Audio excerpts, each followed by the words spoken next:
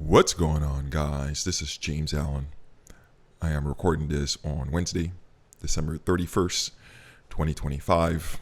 A couple of days ago, I noticed a question that came in one of my Kaspa videos. It was a very interesting question, one I've seen before, and I felt the need to answer it because it is something that critics have sort of brought up to me over and over, and I do think the public in general, the Kaspa community, can benefit from me answering this question publicly as well, not just to critics and skeptics. So here we go. This is coming from IO10B1772.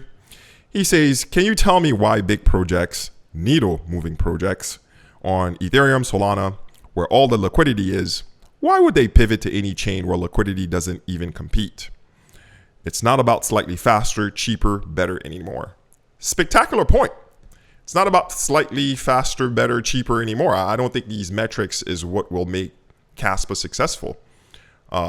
In his observation, why would these big projects migrate to Kaspa is a valid one. But what he has to understand is that this is a misconception. This is a serious misconception. That is, Kaspa will not be successful because Ethereum applications will migrate to it. No, that's not why Kaspa will be successful.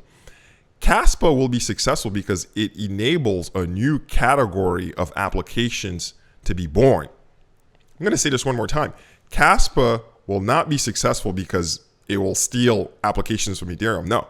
Kaspa's success is the fact that it enables a new category of Web3 applications to be born, because that new category could not operate on the old infrastructure. You know, what you have to understand, right, is that when you look at mobile apps, right? Mobile apps are not a migration from desktop apps, right? Right? Like you have to understand that. Like mobile apps, the mobile phone did not steal applications from the desktop.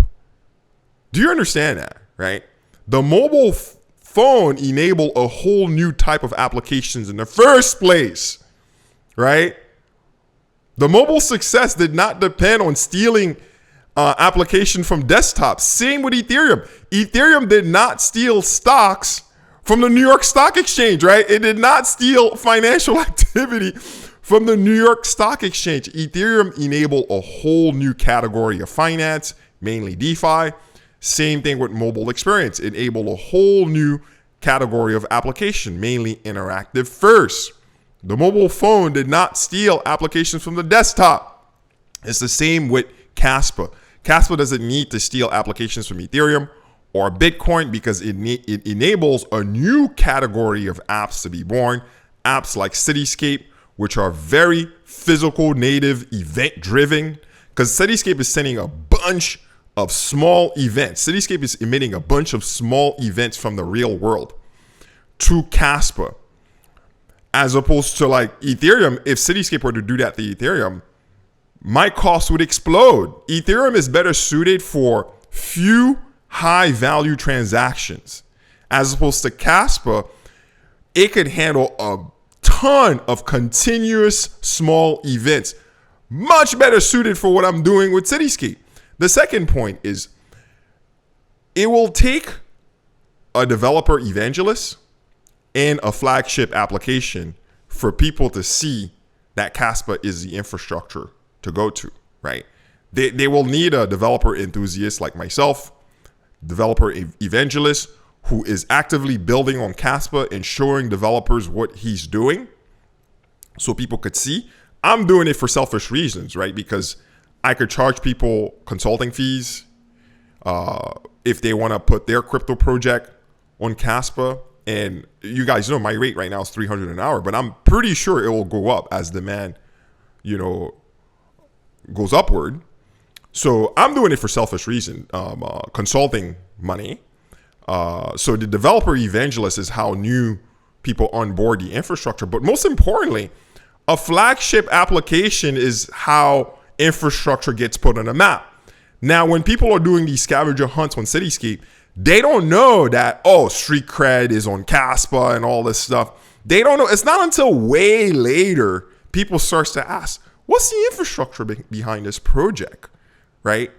So I hope this answers your question. That is, Kaspa does not need to steal applications from Ethereum. Kaspa is enabling a whole new category of apps to be born, to operate, because these new categories could not operate on an old infrastructure. Ethereum cannot support what I'm doing.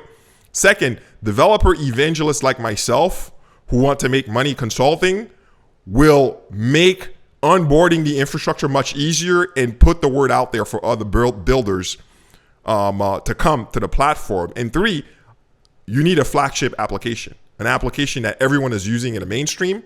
And at some point, people will get curious about what's the infrastructure behind the application. Like I said, my scouts, my explorers using Cityscape right now have no idea that there is a connection to Kaspa. They're just exploring in a real world and having fun. But at some point, when the application is mainstream enough and people know of the street cred cryptocurrency, they're going to ask what's under the hood. And that's when Kaspa is going to shine, because it's always the application first and then the infrastructure later. So I hope this answers the question that, this is real. This is not hype. There's no maximalist delusion here. This is real world stuff. And, drop that misconception that Kaspa needs to steal applications from Ethereum to be successful. In any case, my misfits, happy New Year's Eve. You know what to do. Don't forget to press that like button and support me on Patreon. I will see you next time.